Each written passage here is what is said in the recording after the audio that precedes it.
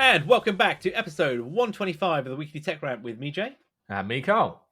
We are back after a week's, what's the word? Hiatus. That's the right word, isn't it? Yep. What the Americans use. Hiatus. We have been on hiatus. It's nearly 2 weeks. Yes, apologies for the break in our regular schedule programming.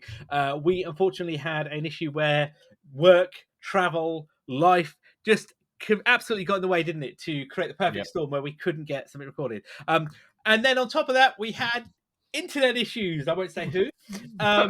But yes, that then held us up a little bit longer. So we are back for the usual scheduled programming of the Weekly Tech Rant, and we have got a mix of stories for you this week. We're going to talk quite a bit about Chat GPT, or particularly Bing Chat, as it's probably being rechristened. We're going to talk Broadcom, GoDaddy, FBI, Infineon. We're going to talk Meta this week, not necessarily Twitter. And we've got a couple of stories on Apple as well. The Tech Rant Rumour Mill will be back very soon. It's having a well-deserved break. But we will be back with that very soon. So then, Carl, let's kick off the first story of the week, which is Meta. It is indeed. So we had Twitter Blue, didn't we? Get your blue check mark, pay your money. It's not really verified, but pay anyway, and we'll pretend you're verified.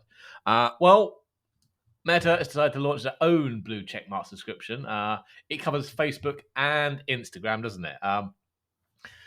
It's a bit more pricey. It's $11.99 a month, but only if you don't buy it on iOS. If you buy it on iOS, it's $14.99 a month.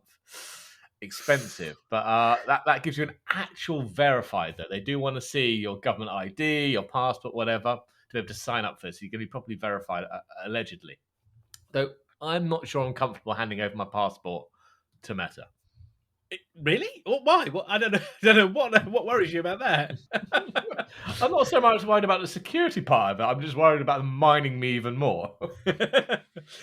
I mean, let's be honest. This was going to happen, wasn't it? You know, this verification, and to a degree, if we let's take away the privacy issues, let's take away metadata data. I think this is only a good idea because verification of certain accounts is really important, especially with anybody that is, I guess, in the public eye, anybody that, has a presence that, could be scammed or impersonated. Definitely, this is an important state. And I think I thought, correct me if I'm wrong, I thought Instagram had something like this already. No idea. Maybe it didn't then. But so $11.99. So I guess I do like that. As you say, that tax, the iOS tax is definitely there, isn't it? There's no getting away from that whatsoever. And also you would never been able to have done that before, would you? You wouldn't be able to buy it on the web and use an iOS because it just would not work. You could, but you couldn't advertise the fact. No, it was all a bit of a loophole, wasn't it? But Apple are cracking down on that. So, do we have any stats yet on whether or not, how many people sign up for this? Because the Twitter blue checkmark one isn't not as doing many so people. Well. No, it's not doing so. Less than 300K, isn't it? Well, and that's the new version, isn't it? Rather than the original one. Those are paying customers, as opposed to the people that had it taken away, then given back to them, and then maybe taken away, but still aren't paying. We're not entirely sure. These are under 300K or 290,000 people actively subscribing to this, to Twitter. Now, we don't know on Meta. It's only just launched in Australia and New Zealand, I believe, and more countries coming soon. But Oddie, you mentioned Twitter, actually. And I don't think we've spoken about this, but did you see that Twitter have limited SMS two-factor authentication to Twitter Blue subscribers? We did. We forgot to mention that. Yes, that's right. So basically, unless you pay the money, they are not going to ensure that your account is working with 2FA, isn't it? But they've worded it oddly. It's only the SMS part. You can still use normal two-factor authentication, which we'd actually recommend, and not to use SMS because it's not as secure. But I presume that's Elon covering the cost of SMS, though. Well, if it costs that much, it's like 0.001 SMS message. So Elon tightwad Musk, Yeah. Just ban it outright. Just get rid of SMS and just force them to move to proper two-factor authentication. Yeah, proper authentication. Either use YubiKeys or whatever, or use the authenticator style app. Yeah. There's plenty of options, definitely. So this Instagram one then, so with it, if you pay your money then, apparently I did have a read of this, and you get some stuff, don't you, with it? So you get what's it? Exclusive stickers for stories and reels. I Woo! mean, I'm not entirely sure what that actually means. No, me neither. You also get 100 free stars a month. Oh, apparently, so that apparently is some kind of digital currency that you can give to creators on Facebook now. Right. Ag- Okay. Again, you've lost me already. I mean, This is the Facebook coin, isn't it? yeah. But interestingly, I don't know if you spotted this, that you can't, if you're a business, you cannot apply for a verified badge yet. I was going to say, what's the plan with business? All right, so you can't apply for a business yet because there's going to be more money to be rinsed out of you. Yeah, and if you do this, you can't change your profile name, username, birthday, or profile photo unless you get re-verified. Huh. So I guess in I some can respects, understand the names and also, but your photo? What if you just hmm, want to update your photo? well, I mean, like you've had some plastic surgery, you want to dyed your hair. I don't know. And we're talking about Instagram and Facebook. This is all about people, about how you appear to people, isn't it? A lot of it is vanity stuff. Oh God, yeah, So people want to update their photos, yeah, but you can't without being re-verified. Okay, yeah, yeah, yeah. well, Very never peculiar. mind. Very peculiar. I tell you what, though, I wouldn't want to be signing up for this. So in New Zealand, uh, the cost of it is 29.99 New Zealand dollars on the mobile, or 23.99 New Zealand dollars on the web. Now, I'll be honest with you. I'm going to do a quick New Zealand dollar to GBP. Okay, so 1 New Zealand dollar is equivalent of 51 pence or pounds, half a pound. All right, So 29 of them. Actually, okay, that's not too bad. So 29 New Zealand dollars works out at roughly £15. Okay, all right, not too bad though. but not Um, 15 American dollars though. no, no. No. I mean, like I said, I stick with my statement. This is only a good thing to get people verified properly, especially as I say, anybody that is in that public eye, who wants to ensure, I guess, a brand or not a business, but a Yeah, brand, or especially these creators, what do they call? Oh, influencers. That's the word, isn't it? that's the one. Influencers. But yes, like you, I have some serious concerns over my data and this particular company of Meta. But Yeah, there we go. There we go. it's gone from getting it for free to now paying for them to mine you. Yeah, pay for the pleasure. You're the product, and you're paying to be the product. Oh, how we've swapped into what's it? Inception, isn't it? It is, yeah. Still trying to work that one out. Oh dear. Oh, in a completely different part of the world, over in Germany, then Yeah. the German government's trying to get into the old chip game, isn't it? And offer out Oh, some yeah. subsidies. That's the word, isn't it? They have indeed, yeah. Infineon have announced they're building a new fab outside Dresden, in obviously Germany, to the tune of €5 billion. Builds expected to begin later this year, should be online by 2026, but it's not cutting edge tech. It's No, going to not at all. produce analog and mixed signal technologies and power semiconductors using, ready for this, 300 nanometer chips. So semiconductors are used in basically automotive, industrial power applications. So not your cutting edge stuff, just the volume stuff that does the boring every day, but we need to run. So yeah, be interesting. You might finally be able to order a car and actually get the stuff you've ordered. Definitely, this is more, like you say, more industrial infrastructure stuff, isn't it, as Yeah, opposed to the high end super fabs it is. Yeah, that are going. So apparently that's due to start work this year, isn't it? yeah, it is. Yeah, this year online by 2026. And apparently going to employ around 1,000 people within the region. So again, some good jobs going here, high skilled jobs, no Yep. doubt. But certainly, I'm sure getting there, you're getting these kind of high tech companies in place is only a really good thing. But actually, so Intel, this is interesting because actually, remember last year, Intel made announcements, didn't they, about what they were calling a mega fab in Magdeburg. And Yep. they also picked up nearly 7 billion euro in subsidies from the government. But we've not seen anything. We've not seen anything, have we, from that? No, they've kind of gone quiet Intel on that, haven't they?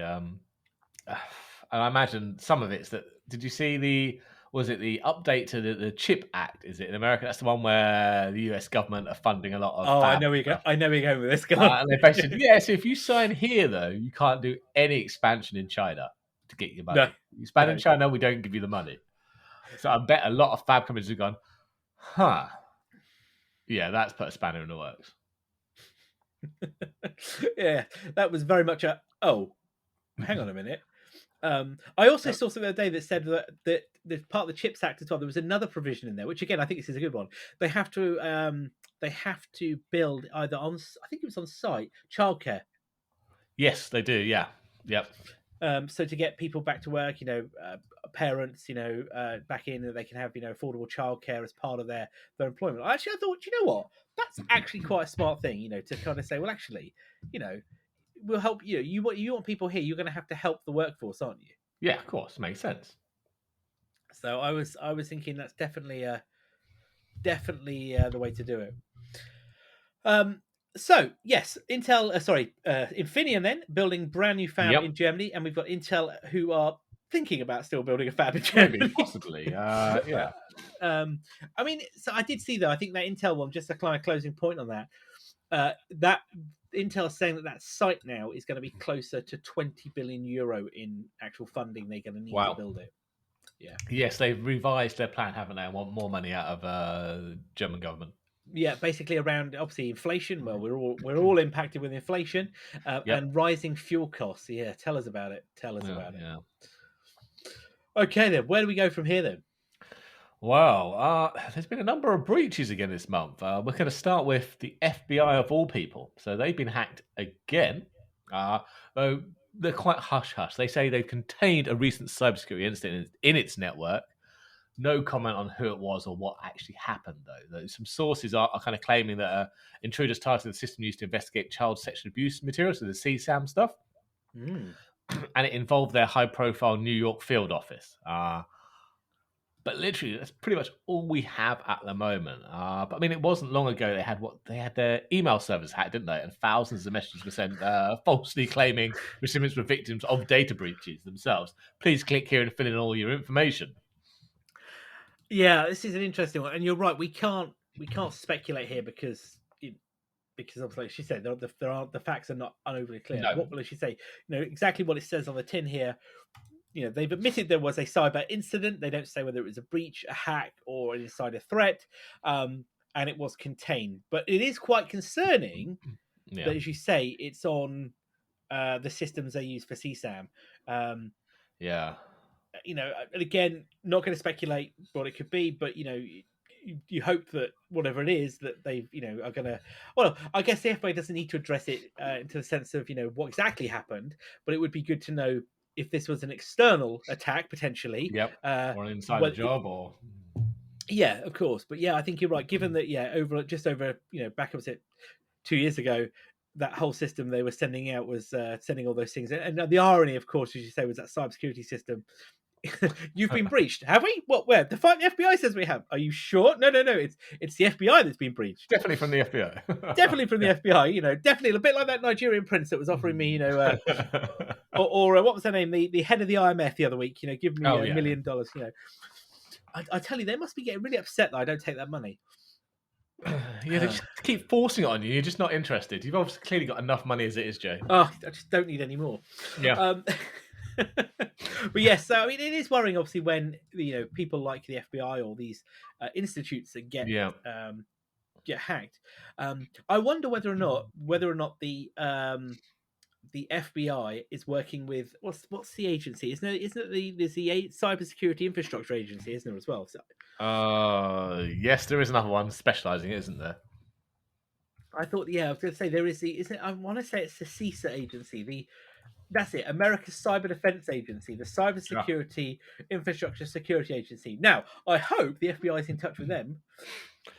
You don't know though. A lot of these federal agencies work very siloed.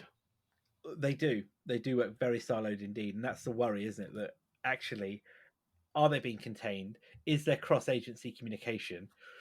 Very, very concerning that like you say, it doesn't always happen, isn't it? Yeah. But the CISA or CISA, they bill themselves as America's Cyber Defense Agency. Right. So just a little tip there, FBI. Yeah. Pick up the phone. Pick up the phone, have a little chat. Yeah. But yeah, But no, I mean, like I say, no more information being coming out here. But No, yes, none at all. No. there has been a incident of some description, a bit like the cyber incident with the UK's Royal Mail International arm, which Yes. turned out to be a dose of lockbit. That wasn't really an incident, was it? Let's be honest. No. Saying that, we haven't had any more information about it. Apart from that initial dump of data, there hasn't been any more on that, has there? No. We haven't seen any update what's actually in it. But yeah. Do you think there's been a little bit of cleaning going on? Oh, maybe. I imagine we're going to hear some more soon. It's got to be. I mean, looking at some of the files there, it does sound a bit iffy. Well, basically, they gave up, didn't they? They were like, clearly, Yeah. we're not going to get any money here. So, right there, like a petulant Dump the child, lot. we'll just dump the lot. Yeah, exactly. Yep. But as you say, that particular, apart from the initial story, there hasn't been any, say, BBC News reports or other areas picking up on that, which is interesting. In my view. But the large news agencies are moving on to different stories, aren't they? You Yeah, very rarely get a follow up. No, that's true. The initial flaw has gone, isn't it, from it? Well, talking about one breach then to another, GoDaddy has made an announcement to say, oh God, that they have suffered what, in their words, were a multi-year security compromise that allowed unknown bad actors to steal not only source code but also customer and employee login credentials information, and also just to put a little bit of icing on that lovely cake, basically poisoned the well and allowed malware to be installed and customer websites to be redirected to something dodgy, basically, wasn't it? So, now, when you say announcement, you actually mean hidden in a SEC filing, yeah? Oh yes, that's the one. Yes, it wasn't actually an announcement to their customers. They hid that in a SEC filing. Yeah, but yeah. So good on GoDaddy. But yeah, there were apparently serious security events between 2020 and 2022, allegedly carried out by the same intruder. So they had, what have we got? So in December 2020, March 2020, login credentials that gave access to a small number of employee accounts and the hosting accounts of roughly 28,000 customers were hacked. Then going to September 2021, the hackers obtained passwords that gave access to source code, as you mentioned, for GoDaddy's managed WordPress service. And they used this access to obtain login credentials for WordPress admin accounts, FTP accounts, email addresses for 1.2 million current and inactive managed WordPress customers. And to top off in 2020, December 2022, they gained access to cPanel, which is like an admin bit for creating websites or spinning up systems websites, basically. And they used that to install malware that intimately redirected random custom websites to malicious sites, as you mentioned. They've not got a good track record either, have they?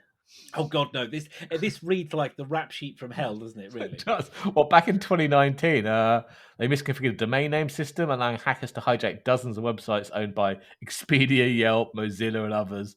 And again, they used them to publish a ransom note threatening to blow up buildings and schools. Great. Oh my God. There was also a DNS vulnerability exploit for the hackers. Came to like 3 years earlier. That's what it used. It used a DNS vulnerability exploit from 3 years ago that GoDaddy hadn't patched. Well done. And there was also another one the same year, that a campaign that used hundreds of compromised GoDaddy customer accounts to create 15,000 websites, publish spam, promoting weight loss products and other goods, blah, blah, blah. And it goes on and on and on. I mean, I wouldn't host with GoDaddy or have anything to do with them. Their statement says we take your security seriously, but they don't. Look, I mean, I'm just going to say, yeah, whilst this is our own personal opinion, just to be very clear, we personally would not host any sites with GoDaddy. And, perhaps if you were thinking about hosting websites, we should think seriously that there are other choices available on the market. Literally anything else. The fact that they've had, this is, but what I will say here, I'm not defending GoDaddy. This is a typical issue. The only way they have found out about this is because whoever was inside that network has done what they wanted and got what they wanted and exfilled. This They have been, whoever's done this has been in there far too long for them to be 3 detected. years. This is the only reason they've been compromised here is not because I bet they were still sniffing around. It's because they'd exited, And and left a note on the door as they left. Yeah. yeah, basically because you'd have been caught within 3 years. Somebody should have spotted this. Their security system should have spotted this. Their intrusion detection system, their behavior, anywhere use behavioral analysis, anything should have detected this. It's terrible. It really is.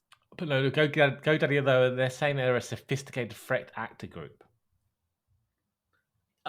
I'm sure they are, but somebody somewhere in their SOC should have spotted this. I bet you, somewhere buried in the probably billions of alerts that they've got in their SOC, whatever tool they pay to use, somewhere there is something in there that could have given this away. I guarantee you. But probably either due to lack of staff, due to lack of training, probably, I don't know, maybe overwhelmed resources, you name it, one of anything. I mean, there's always the other one. It was brought to light and they chose to ignore it. I mean, that wouldn't be the first time this has happened. No, and also given, like you say, the history of this, the threat, the breaches they've had, you almost wonder whether they're like, oh my god, let's try and contain this. We've got to try and contain this, haven't we? Yeah. But I mean, GoDaddy just seem to spend more money on advertisements, don't they? Because that's all the rubbish adverts you see everywhere. They're everywhere, aren't they? Than actually probably defending the customers. I mean, it just is terrible. I mean, especially when you look at, like you say, one of those historical ones, where that the one threat actor giving them, like I say, that managed WordPress site. What was another one? Was it somebody campaign that used the cPanel one? There was another one, wasn't it, in 2019? As you said, that 15,000 websites that promoted spam. I mean, my God, it just is like, well, what's the word? Dumpster fire, isn't it? Some of them, they hadn't patched a 3-year-old DNS vulnerability in their systems. 3 years. Where's their patch management policy? Clearly, there is none. No, absolutely terrible. There are many other good choices on the web today. It is, probably time that the customer should have a rethink about because I think, look, even if I was a customer here, I would be seriously concerned about this. To what extent has my data been compromised? To what extent have I lost? Who are their customers, though?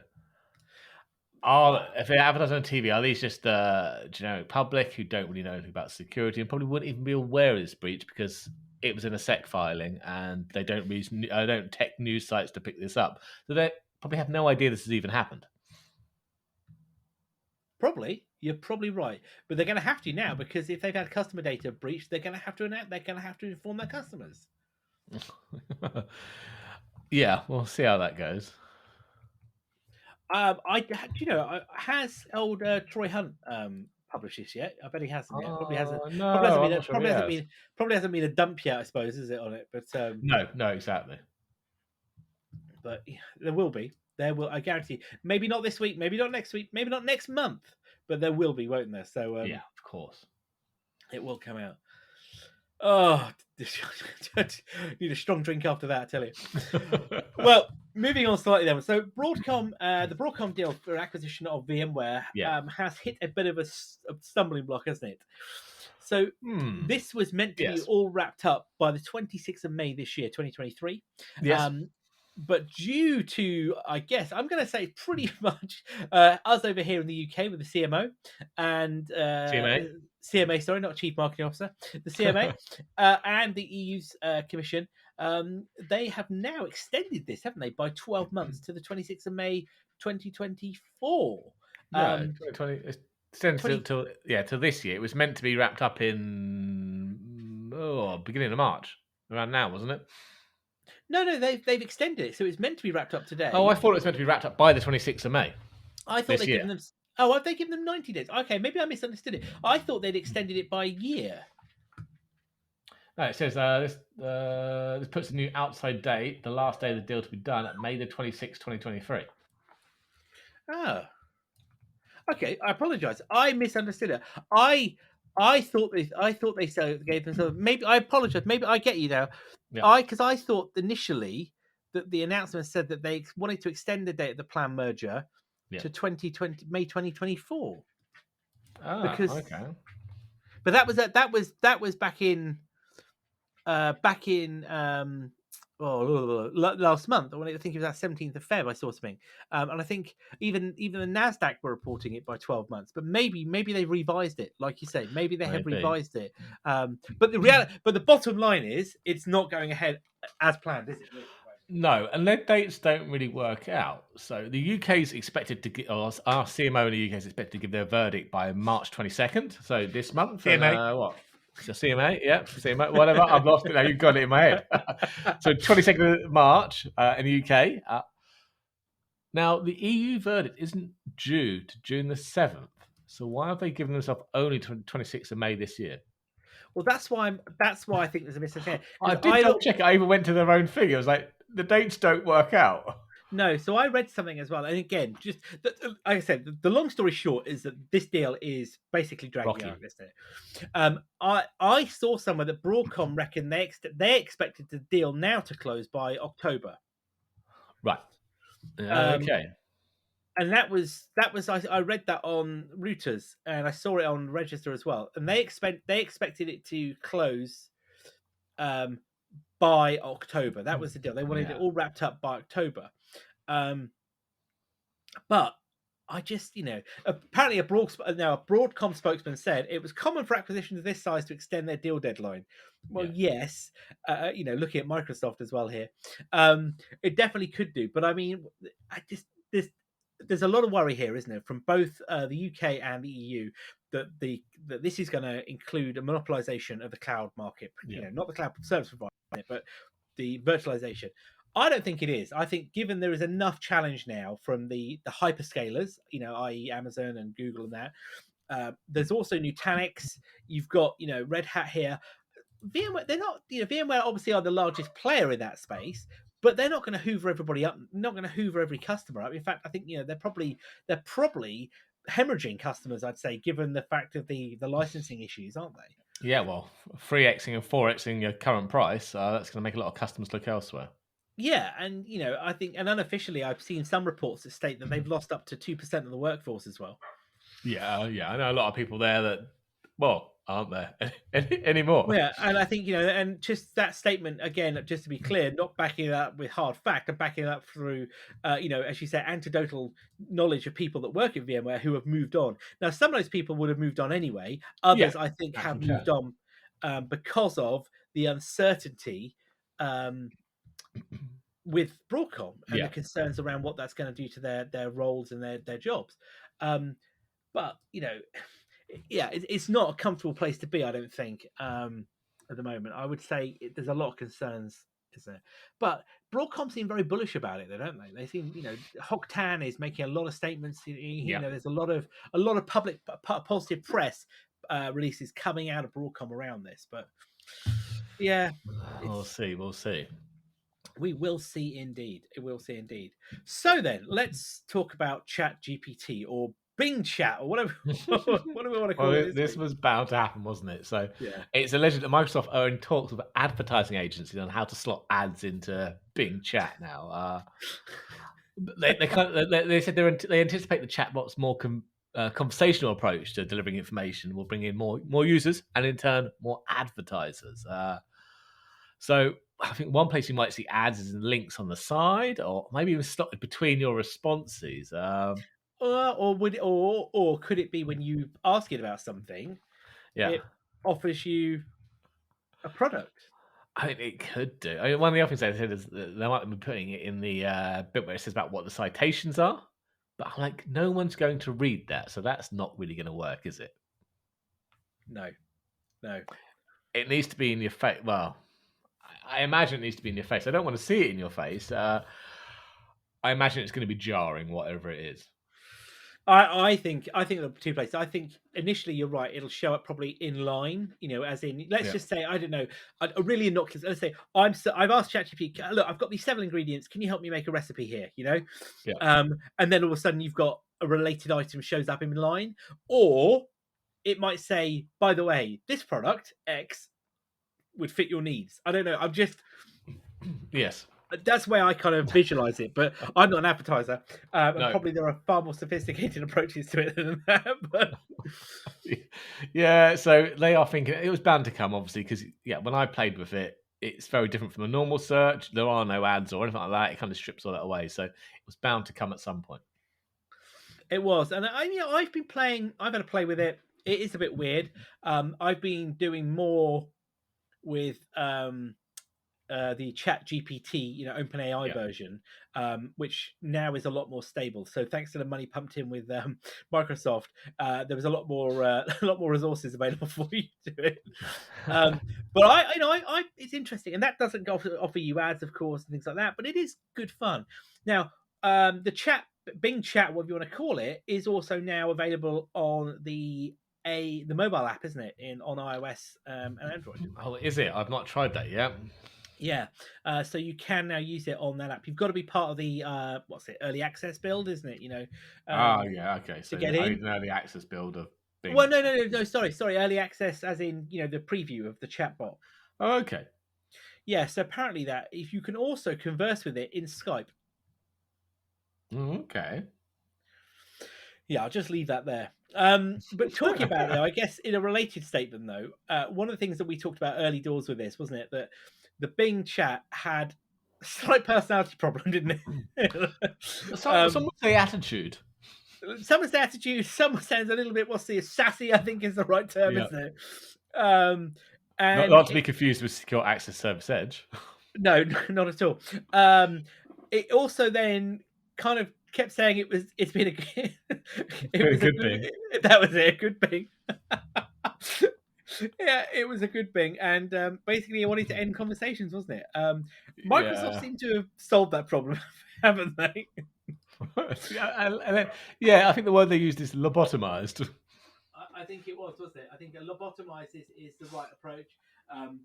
It is not living up to its previous incarnation. No. And it is a little bit more sedate in how it answers things now, which is a shame because I would have loved to have got in on that early the craziness. But apparently they've limited it to 50 messages per day and 5 inputs per conversation. Because apparently the longer the conversation went on, the more unhinged Bing got. It's like I can't take it anymore. I'm gonna have a and it will no longer tell you how it feels or talk about itself. Yeah. But I have heard they've started easing that now, those restrictions. So maybe they've got a handle on it. Definitely. Yes, definitely lobotomized, definitely nerfed, and probably not as fun as it used to be, which is definitely a shame as well. It is. Microsoft have said, though, as a reminder, this is not a replacement or substitute for the search engine, rather a tool to better understand and make sense of the world. Oh, come on. Yeah. Get the PR bluff out of there. Yeah. Though I have to say, I am having fun with Chat GPT. Yeah. It's good. I've been having fun with it. It does interesting responses. I've been asking it recipes. I was kind of curious. I got it to a movie plot, didn't I? Do you remember the other day? You did, yes. Yeah, it was quite good. I mean, it lost itself in remembering where people were at the time, but it was fairly good. Yeah, so just to be clear, copyright me. I got it to create a movie script called the Titan Mission Race, which was quite an interesting little story, wasn't it? It's here we are. So this was the thing. It says write a movie plot for a sentient life form being found on Titan, and NASA having to rebuild the shuttle to take astronauts to the ISS, where an experimental interstellar rocket has been built. However, the Chinese space agency are in a race with NASA to get to Titan and unlock the secrets. I mean, that's kind of B-movie, isn't it? Amazon Prime job. Yeah, definitely. Anyway, I think one of the ones I gave, there was a couple of them, but basically here's a quick one. In the not too distant future, NASA has sent a mission to Saturn's moon Titan to investigate strange signals coming from the surface. After a perilous landing, the crew discovers a sentient life form, unlike anything they've seen before.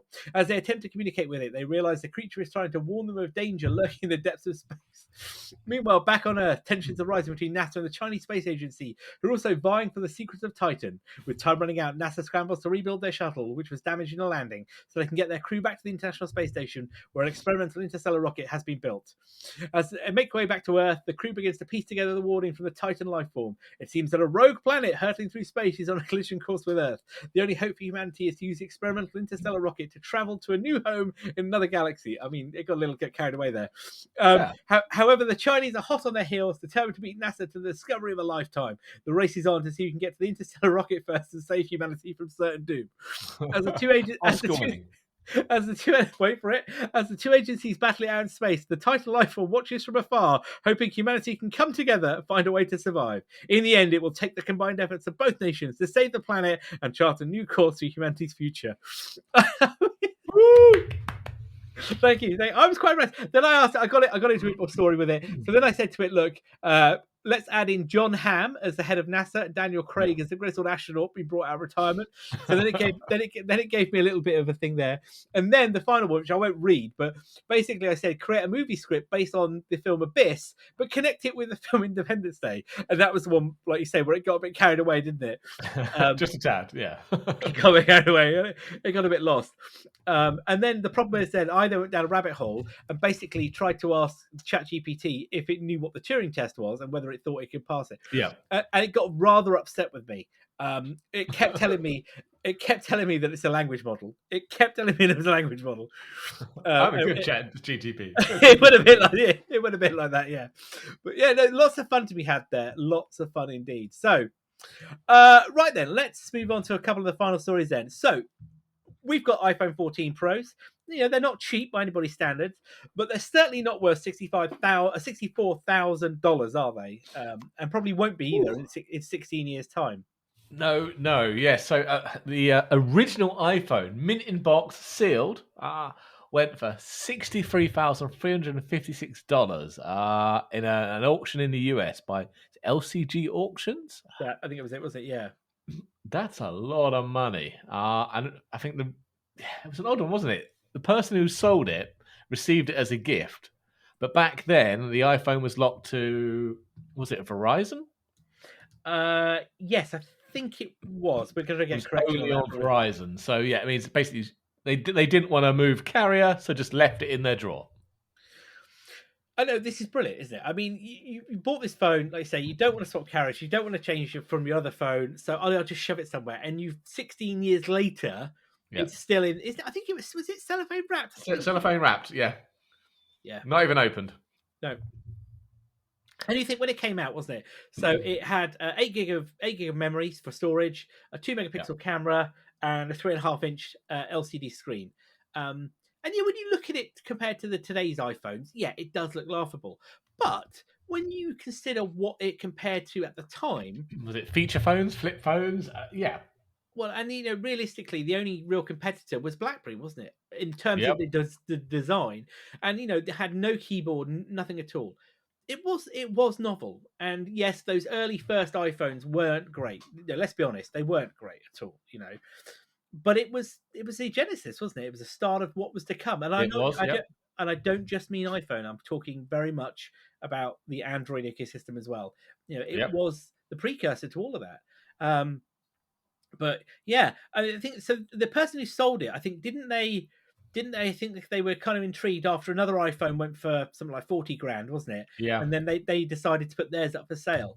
I mean, that's quite a return on investment. A 10,000% return investment. So. Not bad. I mean, check your drawers, people. See if you've got any sealed iPhones. Not bad at all. What did you see though? What was the other highest paid for item on that particular auction? No. What was that? On that particular auction as well, there was another item being sold that day in their winter premiere auction. Was a Boba Fett action figure from Canada from 1978 that went for $22,000. Wow! It was still in the plastic. It was basically brand new in box from Kenner, and it was on the cardboard. Oh yeah, I just clicked the link. Oh, I remember those. Yeah, but did you see that it's the bit where it clicked on the hanger, like in the shop, the toy shops? It's the little cardboard. It hasn't been pushed. It's perfect. Oh, it hadn't even been pushed through. Yeah, I know what you mean. No. Yeah. Oh wow. Yeah. absolutely stunning, I think is the right word, isn't it? I think it's the Oh man, yeah, all my ones of these are just destroyed from when I was a kid and played with them all. yeah, There's no mint in anything. I'm blown away by it. Blown away by how good that is. Yeah, I mean, how I have one question. It's like how, and it was $2.99. Yeah. The price ticket's still on it. Unbelievable, unbelievable. Right then, to finish us off then today, I did say the Tech Wrap rumor mill would be back soon, but actually there was one rumor such that we'll talk about. So the rumor we've got this week is an Apple one. Yes, I know. Yep. That iMessage then is going to have voice notes. What, like WhatsApp? Well, no. The idea here is if you're sending an iMessage, as the recipient, you can have it read aloud in the sender's voice. I'm sorry.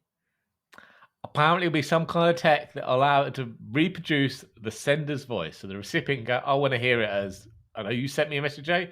I want to hear Jay's voice. So it will read it aloud to me in your voice. But how does it know? I don't know. But that's the pattern. Okay, so I'm guessing somewhere you need to, a bit like Face ID, you probably are Yeah. going to need to Read a upload. couple of sentences, blah, blah, blah, and it will figure out To how get to a, replicate your voice. yeah, to get a voice imprint. Yeah. Yeah. Okay, that is freaky. I mean, Yeah. why not just send a voice note? Yeah, I mean, if this Am I comes missing? off, Jay, I just need to write my notes and we can just let the phones do the podcast.